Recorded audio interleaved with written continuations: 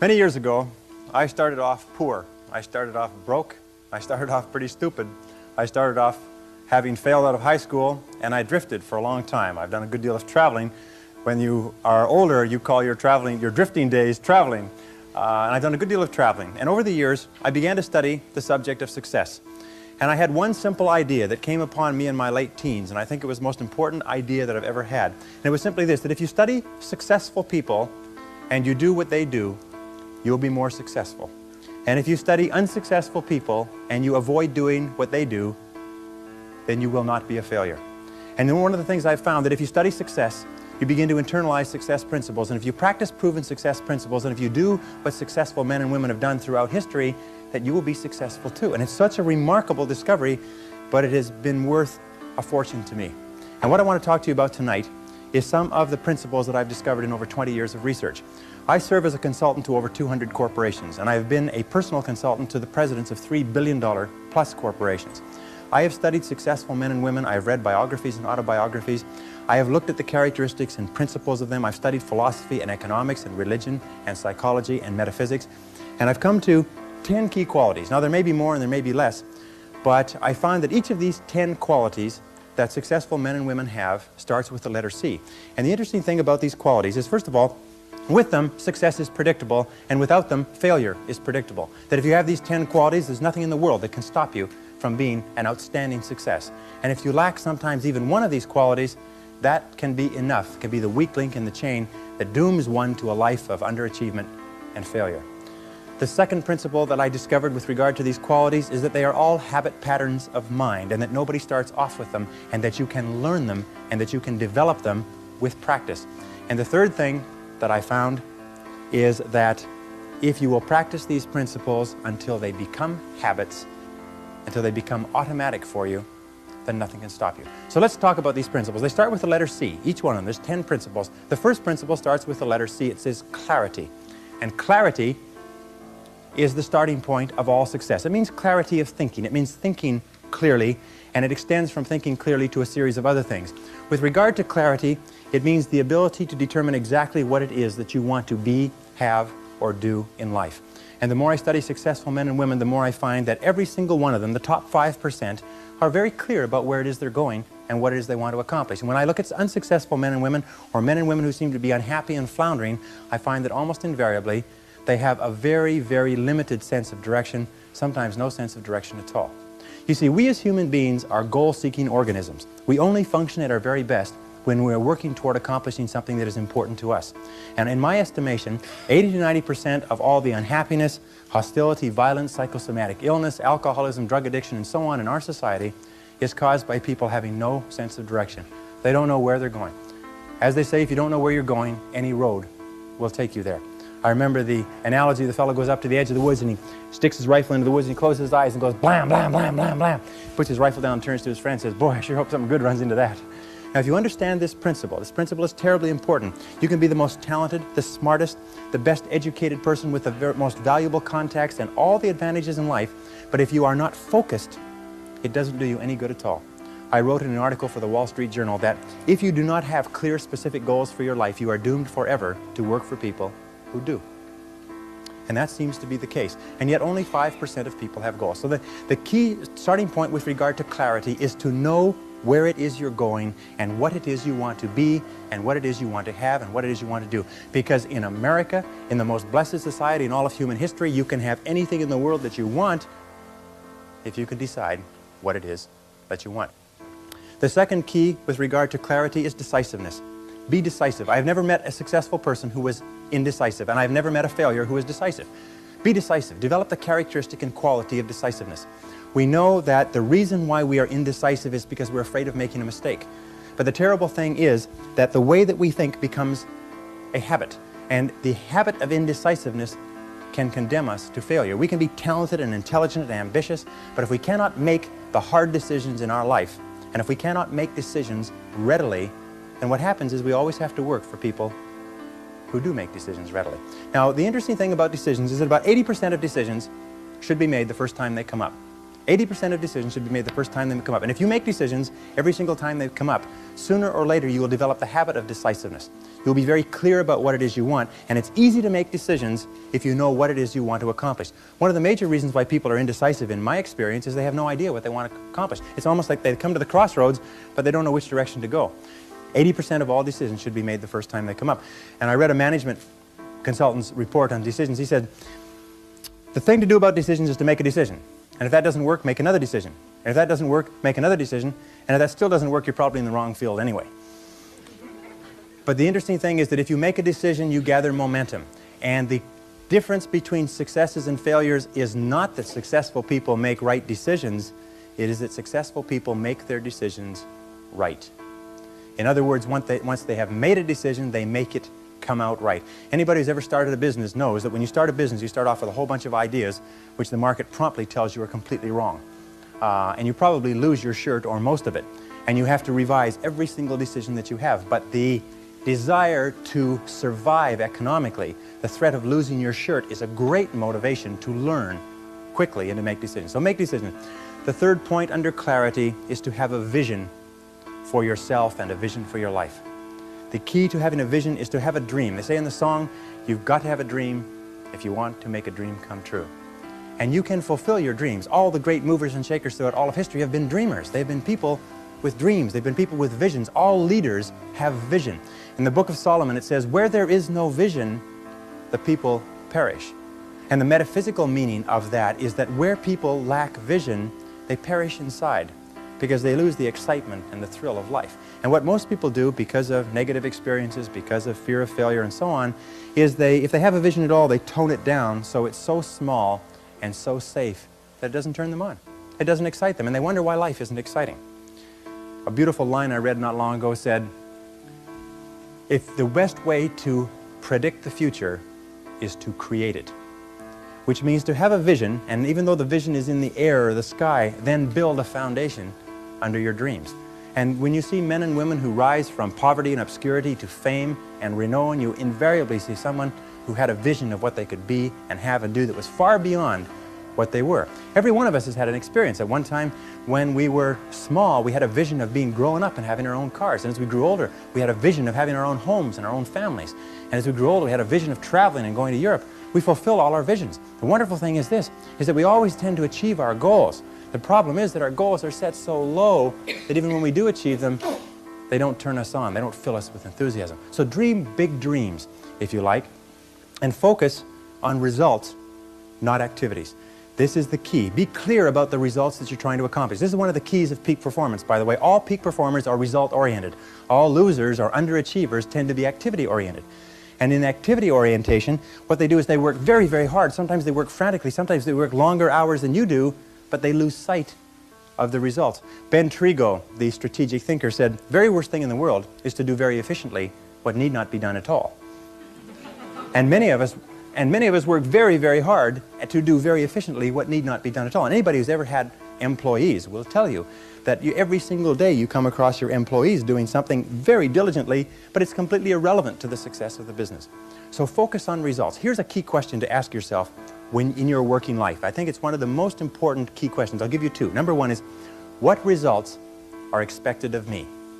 What results are expected of me? Not what activities, but what results or what outputs, what am I supposed to produce in my job?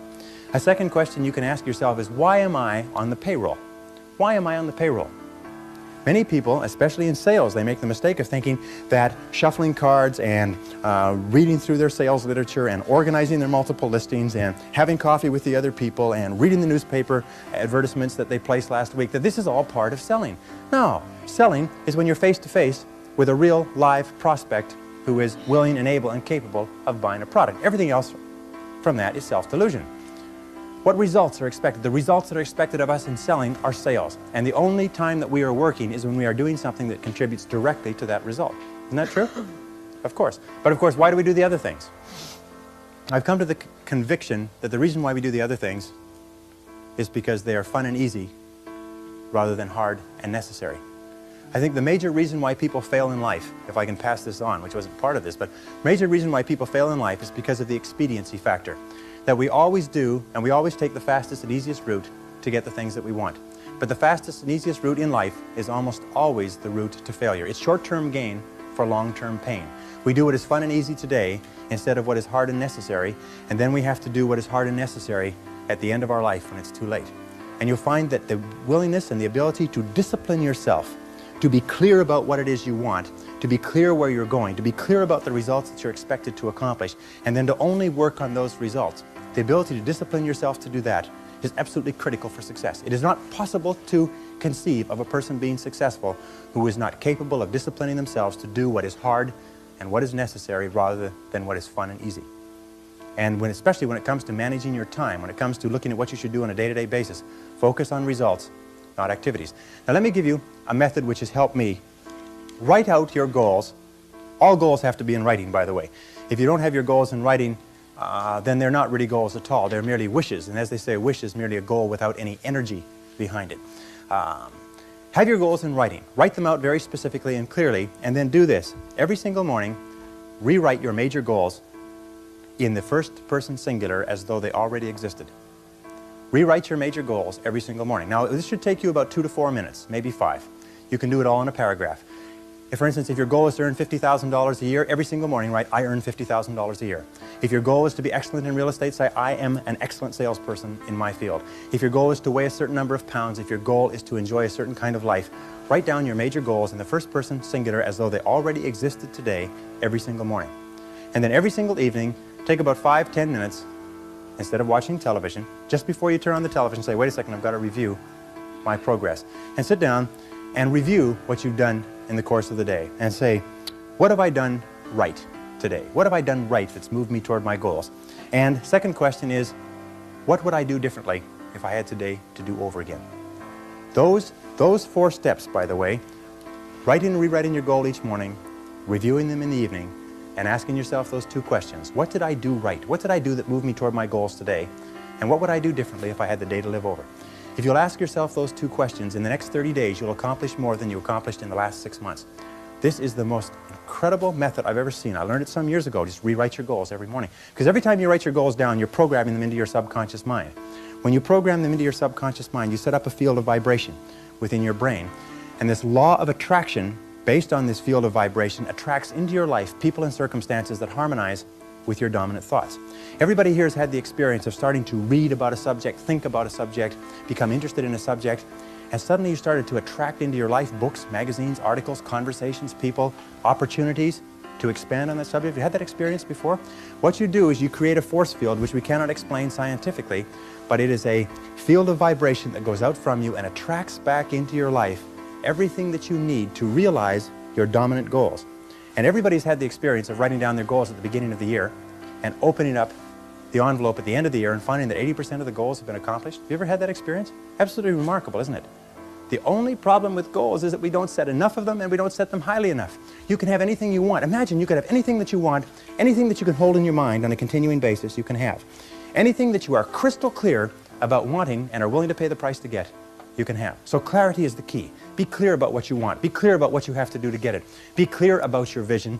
Be clear, speak, walk, talk, and act with clarity. And that's the final point with regard to clarity, is I have seen many men and women who have tripped themselves up by being beaters around the bushers, if you like.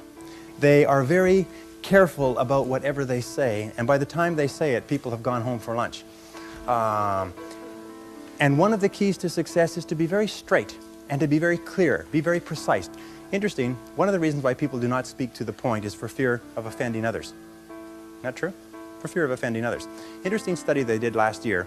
They asked a great number of executives, male and female.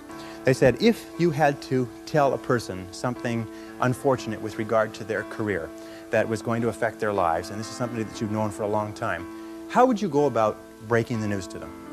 And each of the person described the strategy they would take. They would set up the timing right. They would start off with a talk about talking about subjects that they had in common. They would close the door and keep out the noise. And anyways, they went around and round, and they're all circuitous routes of how they would get to the point.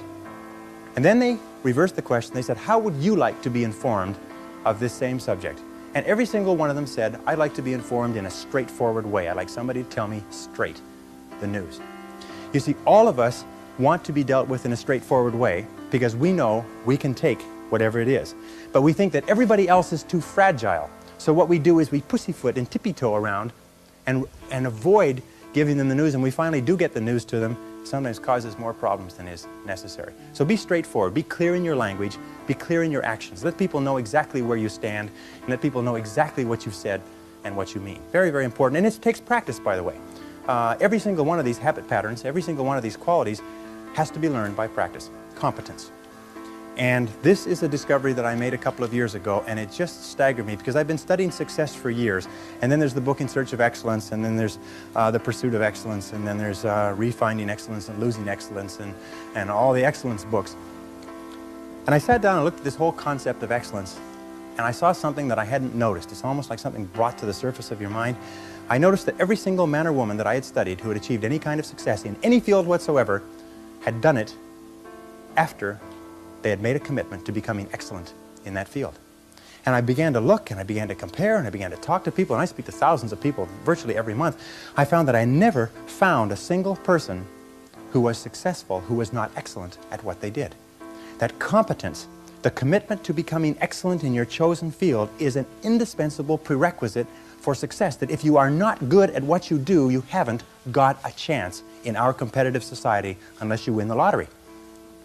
That success is predictable. If you commit yourself to becoming excellent, it does a whole lot of other things within your mind, but if you commit yourself to becoming excellent, it changes everything about you. And only the top 5 or 10% are excellent. You've heard the rule, the 80-20 rule, the Pareto principle, that the top 20% of salespeople make 80% of the sales, that the bottom 80% of salespeople make 20% of the sales. Do you know what the difference, the ratio is there? The ratio is the difference between 16 to 1. That the average income of the people in the top 20% is 16 times the average income of the people in the bottom 80%. Now, let me ask you a question. Does it mean the people in the top 20% are 16 times better than the people in the bottom 80%? 16 times more experience? Do they work 16 times the number of hours? Do they have 16 times the number of years of education? Are they 16 times more handsome? Are they 16 times anything? You know that it's not humanly possible to be twice as smart as somebody else. Unless you're looking at very, very unintelligent people and very, very brilliant people. It's just really not humanly possible on average for us to even be twice as smart as anybody else. But 20% of these people are making 16 times the average of the rest. Prudential Insurance Company did a study some years ago, and they put the thousands of agents that they have throughout the United States into their computers and compared their income, and it came out the 80-20 rule worked. 20% of the salespeople were doing 80% of the business. Well, they had all the data on the computer, so they ran it through one more time. They said, what's the average income of the top 20% of the top 20%? Compared to the bottom 80%. Now, for those mathematicians among you, that works out to the top 4%. What was the average income? They found the top 4% were earning, on average, 32 times the average of the people in the bottom 80%. So they said, this is interesting, and they ran it through one more time. They found that the top 20% of the top 20% of the top 20%, which is the top 0.8%, that's good, top 0.8% were earning, on average, 54 times the average of the people in the bottom 80%. What they found is that in every state and in every major city where they had an office with a large number of agents working out of it, there was one agent who was selling the same product at the same price to the same people with the same competition under the same circumstances, under the same set of difficulties in the economy, who was earning 50 times the amount of the average adult. That there were 50 agents in the office and one person was earning more than all of them put together. Isn't that amazing? And one of the things they found is that the key to this was that each one of these agents had made the commitment to become excellent early in their career. They didn't say, I'm going to go into this and I'm going to earn a living. They said, I'm going to go into this and I'm going to be the best. And they read every single book written by the top agents. And they went to every single seminar and they listened to every single tape. And they spent every single hour they could with other successful people learning what they needed to know to be successful. You must commit yourself to excellence. You must commit yourself to becoming the best. And the wonderful thing is that excellence is a journey. It's not a destination. You never get there. Complacency and satisfaction are the key enemies of excellence. But once you commit yourself to becoming excellent, the whole world opens up for you. A very important point of excellence is this means simply this: do your best every time out and always strive to do it better. Do your best every time out and always strive to do it better. Remember, it's usually the last 5 or 10% of any job or project that makes all the difference. And what we do is we get to 90% done, and then we start to drag our heels. We start to put the paperwork aside. We start to think of excuses. We start to do what is fun and easy rather than what is hard and necessary. A second point with regard to excellence is this, is that if you are not excellent in your field, you don't go anywhere. You're locked in place. I had a young man come up to me at an employment seminar not long ago, and he said, there's no opportunities in sales. He said, I just got laid off. And I said, young man, I said, if you were good in your field, you would not have been laid off, because good salespeople are the rarest people in our society. And he just said, well, I said, have you ever studied sales? He said, well, I don't need to study sales. I said, why not? He says, well, I just do what comes naturally. I said, I rest my case. Selling is an art. Selling today is a profession. Selling is a science. That in order to be good in selling, you have to study it and study it and study it. And you have to study it more than the person next door who's also determined to become excellent. Excellence yields opportunities, because when you become good, you open up. It's almost like the Red Sea of opportunity opens up in front of you. When you become excellent, you come to the attention of people, and people try to get you, and they give you more responsibilities and more opportunities. And you know, when you put on your business card that you're the top person in your particular field, people like to buy from the best salespeople in their fields. And by the way, you can tell how excellent you are at any time. Any time of your life, you can tell how excellent you are. Very simple measure. How many job offers have you had this month? Interesting question. How many job offers? How many people called you up and said, I want to hire you away from where you are and I'll pay you more and give you a better deal? Because excellent people get job offers every month. Some of them get job offers every single week. If you're not getting job offers, the market is telling you this is what they think of your level of competence. Very, very important. And if you're going to do anything at all, the only time you're going to get any joy out of it is if you do it well. You see, when we do something well, it gives us a feeling of self-esteem and pride. We feel like a winner. But if we do things in an average way, it doesn't give us anything. You notice that? It doesn't give us anything. We do it in an average way, it doesn't give us anything. But if we do it in a really exceptional way, it makes us feel wonderful about ourselves. That's why the companies that have committed to excellence are not hundreds of % better in any given area. What they are is they are 1 or 2% better in 100 different areas. And that's the key. You see, you don't have to be a quantum leap different from somebody else. You just have to be a little tiny bit different in the critical areas that make a difference. And you can achieve that simply by making it a goal, setting it as a goal, and working on it. You can become anything that you want to become. The harder you work, the better you get. The harder you work, the better you get. You know, in our society there's a lot of controversy over why should I work so hard for my job. The fact of the matter is that less than 5% really succeed. That's less than 5% of the population really succeed at life. Of 100 people working today, only 1 will be wealthy when they retire. 4 will be financially independent, 15 will have some savings, 80% will be broke and dependent upon charities and pensions. Only 1 or 2% of people in each generation really makes it in life. And in every single study, those people who make it are those who work hard, hard, hard. And if you think that it's hard to be successful, try being a failure. Try coming to the end of the trail with no money, dependent upon pensions, and you don't know what hard is until you try living like that. But if you work hard, the average self-made millionaire in America works 12 to 13 hours a day, works about 60 to 65 hours a week. I'll tell you this with regard to hard work, that in our society you only work 8 hours a day for survival. Everything over 8 hours is for success. And if you're only working 8 hours a day, you're in trouble. If you're only working 8 hours a day, you better have a rich uncle, or you better have somebody else who's going to take care of you, because 8 hours a day only gets you survival in our society. Because it's so competitive that somebody else is working 9, they've got an edge on you. Somebody else is working 10, they've got a bigger edge on you. Every hour over 8 that you invest is an investment in your future, is an investment in your success. And if you put in the hours over 8, whether it's studying or reading or working, if you put in the hours, it will pay off, and it will pay off in spades. It's like throwing seed in the ground. When you throw a seed in the ground, the plant that comes up is not just one seed, it's hundreds of seeds. There's a crop that you put in, but you must put the seed in the ground first. The market only pays excellent rewards for excellent performance. It pays average rewards for average performance. It pays below average rewards for below average performance. And I talk to men and women all over America who are unhappy, and they're sad, and they don't like their work, and you know why? It's because they're not good at what they're doing. And let me give you a couple of key points. First of all, you'll never have a feeling of self-esteem and self-worth. You'll never feel wonderful about yourself until you know that you are good at what you're doing. Number 2 is if you do not love your work enough to want to be the best at it, get out of it the way you would get out of a burning house. Do not stay at a job that you do not love, because it is the high road to failure, dissatisfaction, frustration, and unhappiness in life. Concentration. I think that the ability to focus and concentration are the 2 keys to success in life. That the ability to focus clearly and know exactly what it is you want to accomplish, and the ability to concentrate single-mindedly on accomplishing that one thing without diversion or distraction are the keys to success. It's the #1 key to effectiveness, is to be able to sit down and look at your work and use the 80-20 rule. Say to yourself, which is the 20% of the number of things that I have to do that account for 80% of the value of my work? And always work on the top 20%. You see, in life, there's never enough time to do everything, but there's always enough time to do the important things. Instead of doing what is fun and easy, which is what most people do, you know what they do? They make a list of everything they have to do, and then they start at the bottom of the list and they work on the irrelevant things. At the end of the day, they haven't got anything done. Successful people, peak performers, concentrate on the top items. And remember, anything other than working on the top items on your list is a waste of your time. And time management is not just time management is life management. You can do anything you want with your life if you'll manage your time properly. We all have the same 24 hours a day, and the ability to concentrate, to discipline yourself, to use willpower and perseverance to concentrate on one thing at a time is a quality of all success. Nothing great has ever been accomplished without the ability to concentrate single-mindedly on one thing at a time. Always concentrate on the best use of your time. Here is my favorite time management question, which I give to you for free. It's simply this.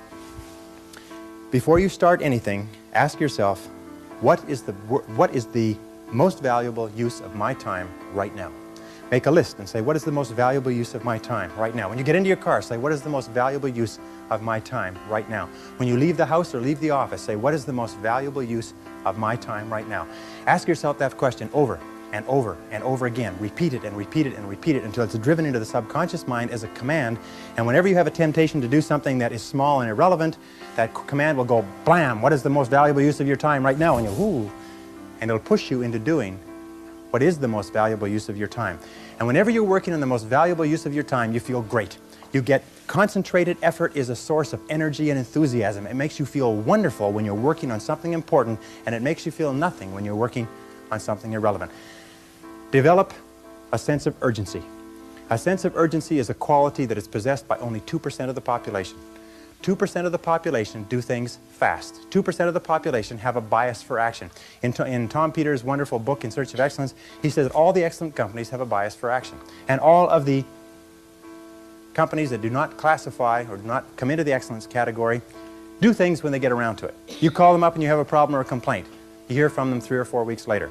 But the excellent companies, you call up with a problem or complaint, and bang, there's somebody back to you in 2 minutes. If you ever want an experience, call IBM, call Hewlett-Packard, and say, I'm having a problem getting some information. I'm having a problem with my PC. They won't let you off the phone until they've taken care of you. You call the other companies, they'll say, it's not my job. They'll say, the guy who takes care of that isn't here. When will he be back? I don't know. Can you take a message? I don't have a pencil. You know, you've spoken to those people? And then they can't understand why they're struggling. You know that 20% of the companies make 80% of the profits in every industry? Interestingly enough. So develop a sense of urgency. Get the reputation as the person who does things fast. Develop a reputation for speed and dependability, and your future will just open up in front of you. Imagine if you owned a company, and you had 2 people in the company, and both of them were reasonably well talented, both of them were doing reasonably well, except one person had a sense of urgency and did things fast. And every time you give them something to do, they took it and they ran with it like a ball player catching a fumble and running for the goal line. The other person got to it after lunch, or maybe next Monday, or no rush, week's almost over, Thursday afternoon, and so on. Which one would you give additional responsibility to? Which one would you promote? Which one would you spend money training? Which one would you send to places where you needed help? It's always the person with a sense of urgency. I can tell you this, that the sense of urgency for me has been worth hundreds of thousands of dollars. As a consultant, I have been able to save my clients sometimes millions of dollars by acting fast when they've given me a project to take care of, whereas if I had acted even a day later, it could have cost a fortune. And if you'll develop that habit of working fast, that sense of urgency, act now, do it now, do it now, do it now, in selling especially. Somebody calls you up and has a question, get back to them now. Somebody has a problem, get back to them now. Somebody needs something, move on it quickly. If you have to forego coffee breaks or lunch or something else, move fast. If you develop that reputation for speed, it will be worth a fortune to you. Takes a little while, but it's a habit. Most people just sort of shuffle through life. You know, they get to it when they feel like it. But all the excellent people, all the high performers have a sense of urgency. And finally, complete each job that you start. Get on with the job and stay with it till it's 100% finished. The difficulty that people have in completing their tasks is absolutely amazing. In a study amongst 106 chief executive officers last year, they were asked what qualities out of 26 would be most important in putting a person on the fast track to success in your company.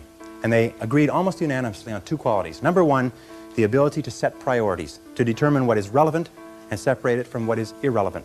And number 2 is a sense of urgency, the ability to get on with the job and get it finished fast. Common sense, according to the Gallup organization that just did a wonderful book called The Great American Success Story, they surveyed 1,500 people in Marquis' Who's Who in America, 1,500 of the most respected men and women in America, and they asked them, what do you consider to be the most important single quality of success? And they agreed almost unanimously on common sense. Just common sense. Good common sense. As my friend Charlie Jarvis says, the average person has an enormous amount of common sense because they haven't used any of it yet. You can train your mind to have common sense. You can train your mind to think things through before acting. In my experience, action without thinking is the cause of every failure. Action without thinking is the cause of every failure. And common sense comes from taking the time to think things through before you act. Listen to your intuition. Your intuition is one of the best guides that you possibly have. You know from some of the other work that we've done is that each person has inside them an intuitive sense which will always give you the exact right answer for you. They've done some studies between men and women. When they test women's intuition, you've heard of women's intuition, everybody's heard of women's intuition, they find that when you give men and women tests and they're asked to answer on the basis of their intuition, men's intuition is equally as accurate as women's intuition. The only difference is that in real life, women have the intelligence to listen to their intuition, which is why they're smarter than men. And men do not listen to their intuition. Instead, they override their intuition because they're trying to get something they want the fastest and easiest way, even if their gut feeling says don't do it. Has anybody here ever gone against their intuition and had it work out? No. Your intuition will always give you the most accurate answer for you. It's almost like an inbuilt computer that will take all of your life experience and knowledge and everything going on around you and give you exactly the right answer. So listen to your intuition.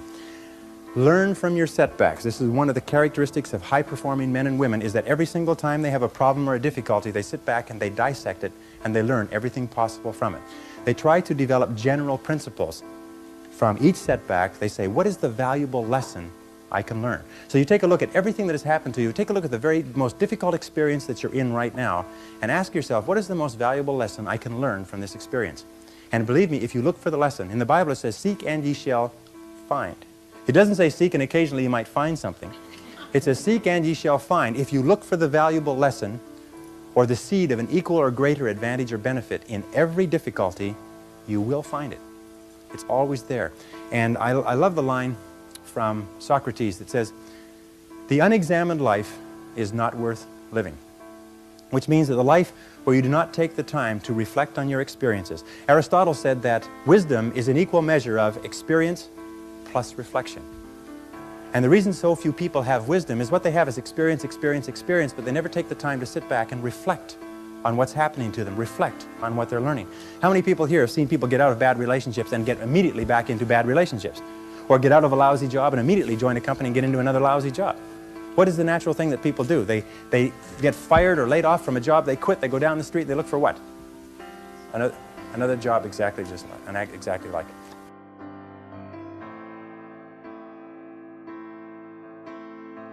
Tap your creative potential. Accept the fact that every single human being is a genius, and all successful men and women are creative. They're creative in that they respond to their world differently. They ask questions, they're flexible, they're curious. You know what the hallmark of creativity is? Curiosity. The hallmark of ignorance and stupidity is the cessation or stopping from asking questions. And I've worked with some of the brightest men and women in this nation, and I find that the smartest people of all, the ones that have the greatest education and the most experience, are the ones who ask the most questions. They ask questions almost as if they were children, but they never stop asking questions. They're very open and flexible, and they have the ability, once they learn a new piece of information, to drop what they're doing if the new information contradicts it and do something else. Do you know what most people do? Most people keep on doing what they're doing until they run into a wall. As they say, the more you do of what you're doing, the more you'll get of what you've got. Someone pointed out to me not long ago, and I think it's very true, is that all changes in our life come with the input of new information. that if we do not have new information, we keep on doing the same thing forever as the result of inertia.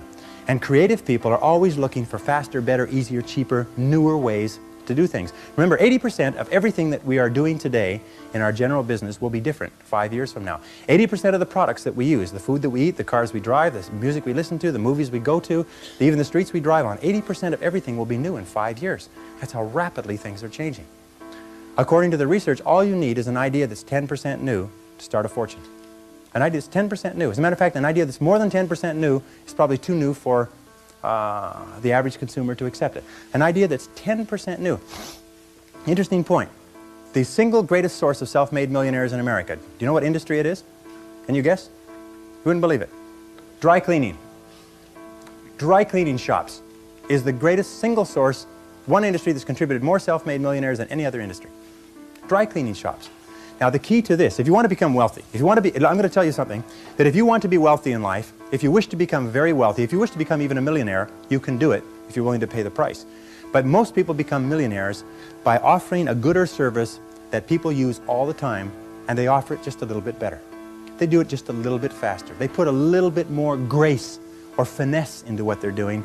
They handle it, they wrap it, they are more polite. The restaurant that has people coming back to it may have food that's only 5% different, but it's the way the people handle it that's so different. You can do anything you want in life. All you have to do is find an idea that's 10% new. And you'll find it if you flood your mind, read magazines, read books, ask questions, ask why people are doing things the way they're doing. I was talking to a man not long ago who made $1 million in Chicago, and he made it laying bricks. And he never laid bricks in his life. But he went to a union bricklaying job, a large building downtown, and he asked them why they were laying bricks like that and why half the men were sitting around. They said, well, that's the way we always lay bricks. He said, well, how come all the men are sitting around? They said, well, because they have to lay the corners first and then the men fill the bricks in between. He said, why can't they lay the corners and the walls at the same time? He said, we just don't do it that way. So he sat down, knew nothing about construction. He sat down, he came up with a system that enables you to build the center of the wall and the corners simultaneously. And then he bid on construction jobs. And he could bid 40% under any company using the old method. And within a year, he'd made over $1 million in construction. He had half the construction in Chicago a few years ago. And he didn't know anything about it. Look for ideas. Keep your mind open and flexible. Ask questions. Remember, one new idea is all you need to start a fortune. And within every single person here, you have 4 ideas, an average of 4 ideas per year driving to and from work, any one of which will make you a fortune. Any one of which will make you wealthy. How many times, I can prove it to you. Want me to prove it to you? How many times have you been going about your daily business and you see the need for a product or service? And you say, now I wonder why somebody doesn't produce that. And about 2 or 3 years, then you say, well, it can't be any good. I thought of it after all. Like Groucho Marx, when he resigned from a club once, he said, I wouldn't be a member of a club that would have, I wouldn't stay in a club that would have me for a member. Have people like me for a member. So we get those ideas and we say, well, it can't be any good because I thought of it. And then 2 or 3 years later, a company comes out with that idea, or some company comes and makes $1 million at it, and you say, I thought of that idea 2 or 3 years ago. Every single person here has had that experience. What you have to do is trust your ideas. Trust your ideas. If you decide that you're going to earn a certain amount of money, that you're going to achieve a certain level of wealth, that you're going to achieve a certain life estate, and you program that into your subconscious mind, and you then turn it over to your intuition, you will get the ideas, the insights, the inspirations necessary to achieve your goals. And that's the only difference between very wealthy, successful people and the average person, is that they simply follow their intuition. They're not smarter, they're not different, they're not more educated, they're not more talented, they just follow that inner guide. Consideration is based on the fact that the quality of your relationships with other people more than anything else will determine your success in life. How well you get along with other human beings, your quality of interaction will determine your happiness, your success, your achievements, your wealth, and anything else. Charles Schwab, the founder of U.S. Steel, said that I will pay more for the ability to get along with others than for any other skill in America. And that's very, very true. Develop the people skills that you need to be successful. Take courses in communications. Take courses in effective listening. Take courses in public speaking. You know, one of the most important parts of communicating and getting along well with others is the size of your vocabulary. You've probably heard that before. The size of your vocabulary, your ability to express yourself orally, your ability to stand on your feet, your ability to write effectively and get your point across to others will have a tremendous impact on your life. Because you cannot imagine a successful person who cannot communicate effectively with other people. And you can develop the capacity to be an excellent communicator. If you were to learn one new word a day, if you were to make an effort by carrying a dictionary around, I have taught myself French, Spanish, German, and smatterings of about 10 other languages. And the way I taught myself that was I learned the basic vocabulary, I studied it, learned the basic vocabulary, and I carried a dictionary around with me. And every time I saw a word I didn't know, I looked it up in the dictionary. And within a very short period of time, I could eat, live, walk, talk, and speak fluently in those three societies. And I've traveled all over the world in those three languages. Sometimes I get in a position where I'm talking to a person in French and a person in German and a person in Spanish, and my mind goes, and I end up babbling. But nonetheless, you can learn it just simply by looking up the word. If you looked up one word a day, which would be 365 words a year, within 5 years, you'd be one of the best educated people in history. Because every word that you learned would introduce you to about 10 more, to sort of open the door to about 10 more. The average child learns almost 5,000 words in the first 5 years of life. The average adult learns less than 5 words a year. And yet words are the tools with which we think. That the more words we have, the better is our thinking. Just like the more tools a craftsman has, the better is what he creates. The more words we have, the better is the world that we create. So communications is important. The most important part about consideration is to practice the golden rule. I think that the golden rule, which is based on the law of sowing and reaping, whatsoever that you would have men do unto you, do you so unto them. You get out of life exactly what you put in. What you sow in your relationships, you reap in your relationships. The golden rule is the key to consideration. But you can practice, you can learn to be more effective with other people. You can take courses in it. You can study behavioral psychology. Everybody in sales should be an expert on behavioral psychology. And whenever I hear a person say, well, I don't need to study that, I do, it comes naturally, the person is saying, I'm determined to be a failure for the rest of my life, and I'm announcing it to anybody who will listen. Because sales is so precise. The ability to communicate and to persuade and influence other people is such a complex field that some psychologists study it all of their lives. If you become excellent in it, you can write your own ticket. Almost all entrepreneurial fortunes, people who start with nothing and become millionaires, do it because they're good salespeople. They're good at convincing others. They get excited about their ideas, but they have the skills to be able to persuade other people to go along with them. Does that make sense? Of course, because the opposite to persuading and influencing other people is to be ignored by other people and to be influenced by them. So it's a matter of choice. The Carnegie Institute of Technology did a study about 10 years ago now, and they studied 10,000 men and women who were let go from their companies. And they found that 95% of the people who were let go from their companies were let go because of their inability to get along with others. This is caused by low self-esteem more than anything else. In my estimation, those of you who know that low self-esteem, more than anything else, causes our personality problems. Not liking ourselves, not accepting ourselves, feeling inferior inside, causes us to lash out at other people. And the wonderful thing is that if you're clear about your goals and you're committed to becoming excellent and you concentrate single-mindedly on what is important to you, you have a tendency to like yourself more. Your self-esteem goes up. Your ability to get along with other people goes up. But if you have no goals and you're not very good at what you do and you're just doing whatever comes to hand, then your self-esteem goes down. So one of the things that we're talking about here is the building of the characteristics, the personality qualities that guarantee success. And self-esteem, of course, is the foundation of all success in relationship. Consistency is absolutely critical. You can have all of the others, but if you're inconsistent, it's going to really hurt you. Consistency means that dependable, steady, predictable work is always vastly superior to spurts or flashes of brilliance and genius. That the person who is like the tortoise, who just plods steadily away, old steady Eddie, is always the person who tends to be more successful than the one who flashes here and flashes there but cannot be counted on over the long term. Be consistent in your relationships. Especially be consistent with your family, be consistent with your friends, be consistent with your boss, be consistent in your work. Make it so that you are the type of person that everybody can depend upon, that people will believe in and they'll depend upon, and they know that if you say something, that you'll do it. That if you say you will be somewhere or if you undertake a responsibility, that you will fulfill that responsibility. That sort of consistency, that sort of dependability is one of the most valuable things in the world of work today. I work with so many companies and I have staff that work in my companies, and I know that the greatest joy that an employer can have is to give a person a job and know that it'll be done. And the most aggravating thing in the world is to give a person a job and have no idea if it'll be done to a particular quality, if it'll be done on time, or anything else. Just being the steady person. You don't have to be a genius. You don't have to. One of the things that I found, if I can pass this on to you, one of the things that I found when I was a young man, this cost me about 10 years of life, by the way, not 10 years so much, but 10 years in that I thought that you had to have good grades in school in order to be successful. And then later I thought that you had to have a university education in order to be successful.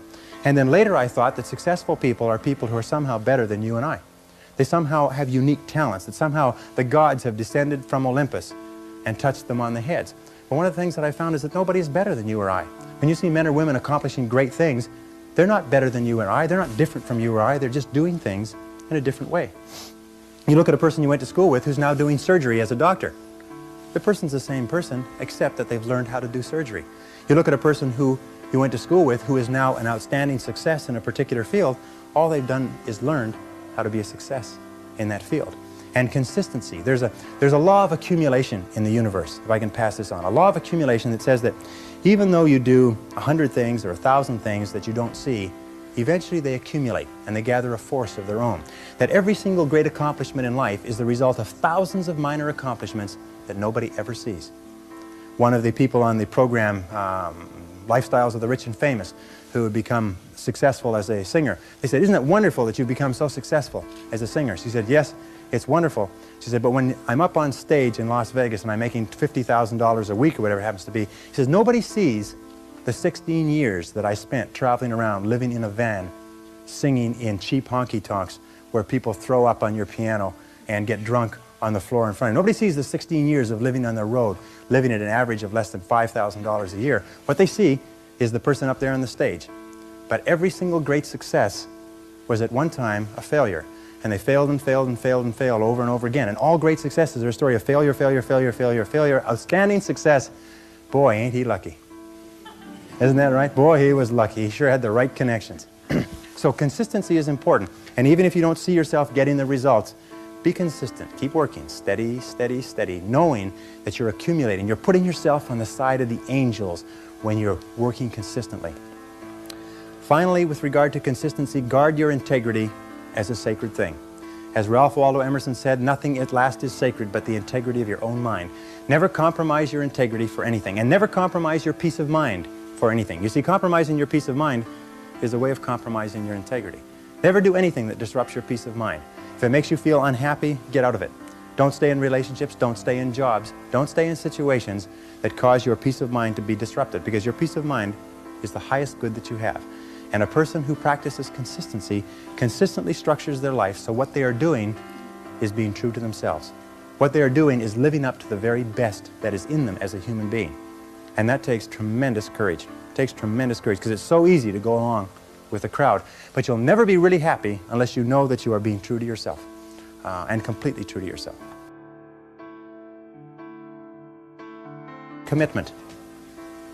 I have found that the ability or the willingness to make a complete commitment to a job, a commitment to a relationship, a commitment to a profession, to make a commitment is one of the hardest things that human beings do. That very few people make commitments. That most people in this room, I hate to say it, most people in this room are not totally committed to their work.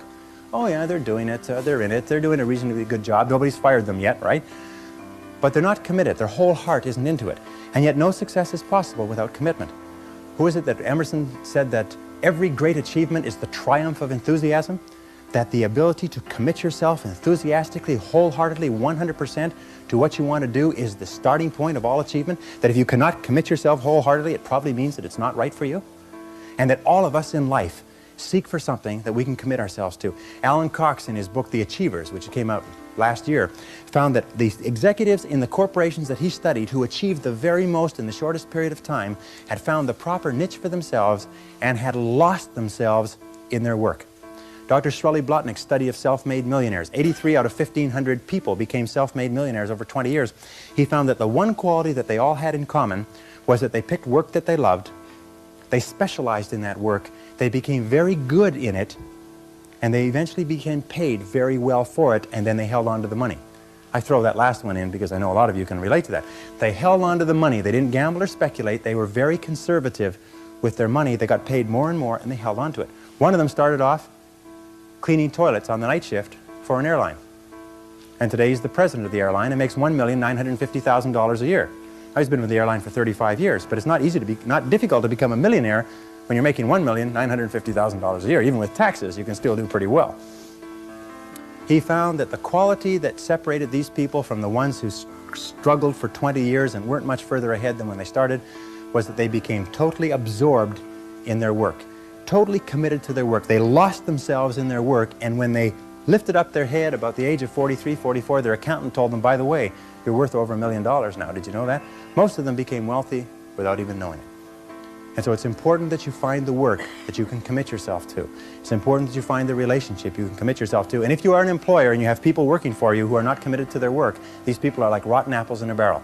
I have found that people who are not committed to their jobs are people who will always cause trouble within an organization. And that people who are committed, you don't have to be the most talented, and you don't have to be the best looking, you don't have to be the best educated, but if you're committed to your work, you'll do more than all the people with all of those blessings. So commitment is important. Commit yourself to your boss, commit yourself to your job, commit yourself to your relationships, commit yourself to your company. Loyalty is one of the most valued single qualities in work. And Peter Drucker says that more executives fail in life because of lack of loyalty to their companies, to their boss, than for any other reason. And why is lack of loyalty? Lack of loyalty is just the expression of lack of commitment to that organization.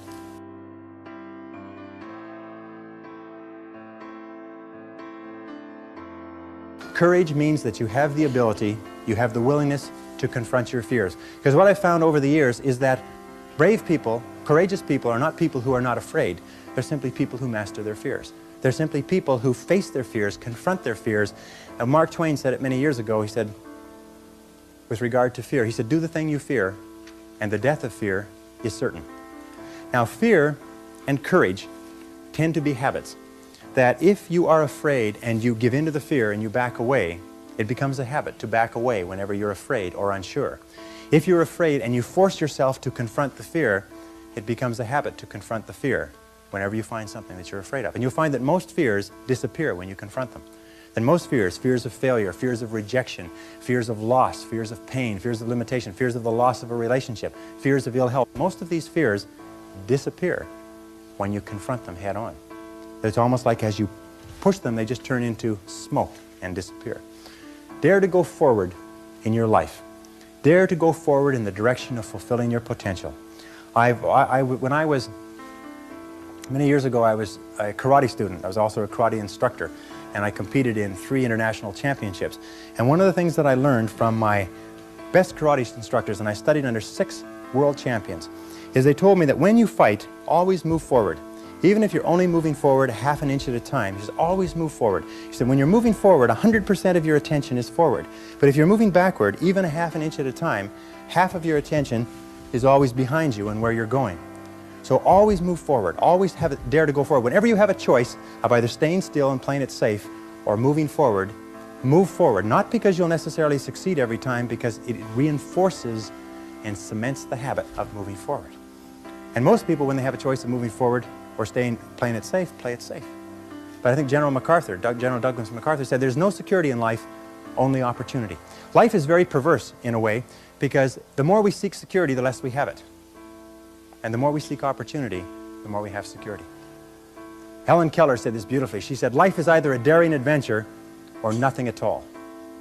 That the tendency, she said in the earlier parts of this statement, she said the tendency to seek security is the low road to failure. That courage is absolutely essential. And one of the things that I used to think that if you were really courageous, eventually you got to the point where you weren't afraid. I'm going to tell you something, that if you're not a little bit afraid, at least 3 or 4 nights a week, you're not trying hard enough. If you're not falling on your face over and over again, if you're not trembling when you go to sleep with your heart pounding, then what is happening is you're not trying hard enough. You're living too far within your potential. That all really successful people live on the outside edge of what they're capable of. And it's always a little bit scary on the outside edge, because we all have feelings of uncertainty. We all have fears. We all have doubts that hold us back. But the brave person is simply the person who moves forward and keeps taking the chance. And you cannot imagine a successful person without courage. You cannot imagine a successful person without the courage to face and confront their fears and to move forward. In my experience, the fear of failure is the greatest single reason for failure in adult life. The fear of failure, the fear of making a mistake, of losing our money, our time, our effort, is what paralyzes us and holds us back. But the fear of failure is a habit which can be counteracted by the habit of courage. And if we don't overcome that fear of failure, then we'll just be like the 80–90% that do not fulfill their potential. See, the wonderful thing is only a few percentage of people fulfill their potential in any generation. And we can join those people simply by deciding to do so and doing what the other people do. It's as simple as that. If we decide to become an engineer, what do you study? You study engineering. If you want to become a better cook, what do? You study cooking. Do you try to do it all by yourself? No, you get cookbooks, you take classes, and so on and so forth. If you want to be successful, if you want to fulfill your potential, study the men and women who are fulfilling their potential and just do what they do. And finally, with regard to courage, the great expression of courage is to persist in the face of adversity. To persist when things really get rough.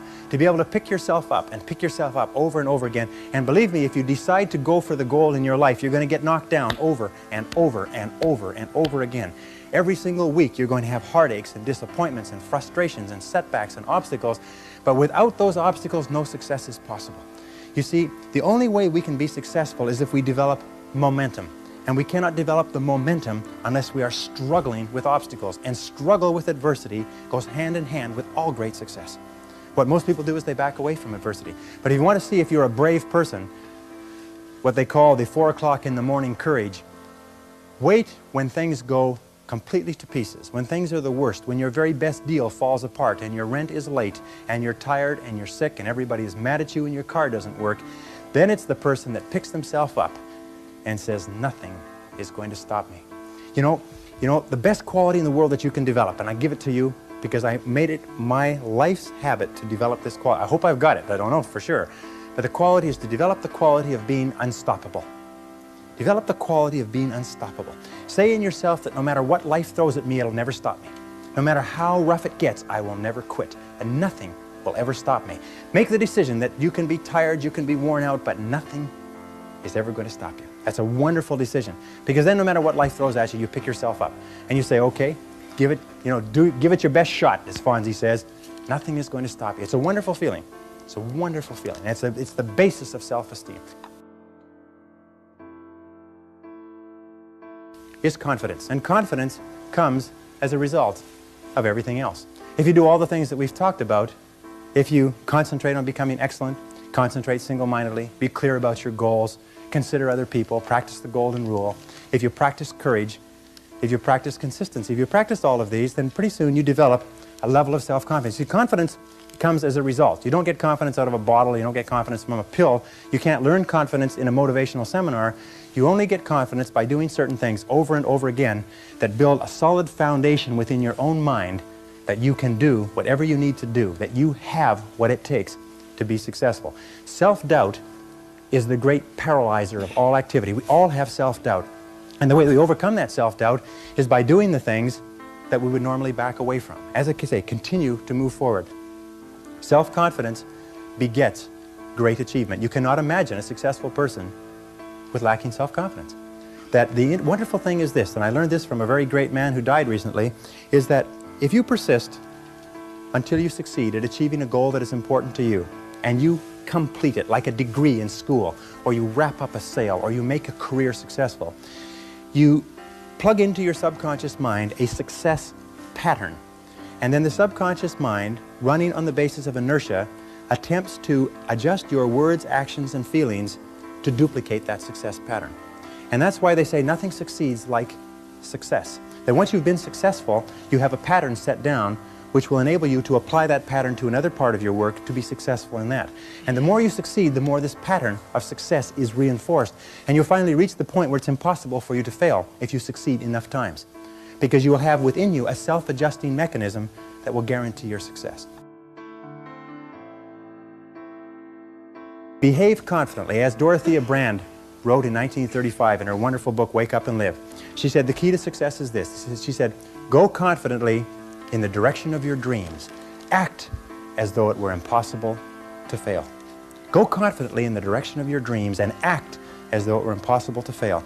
And this brings us to the most important part, if I can just summarize in 1 minute. It is this, is that your true beliefs are only and always expressed in your actions. It is not what you say or what you intend that tells what you believe, but only what you do. Your actions are always the true measure. And the interesting thing that we've learned in behavioral psychology is this, that if you do not feel self-confident, courageous, consistent, like concentrating, clear, and so on, if you don't feel like it, and most of us start off not feeling like it, if you will act the part, if you will pretend as though you have the quality already, the feelings will generate the actions, and the actions will generate the feelings. That if you will act, walk, talk, and live by the same principles and do the same things that successful men and women do, even if you doubt yourself in the initial stages, eventually you will come to the point where you actually feel to the bottom of your soul like a successful, positive, confident, cheerful, optimistic, unstoppable human being.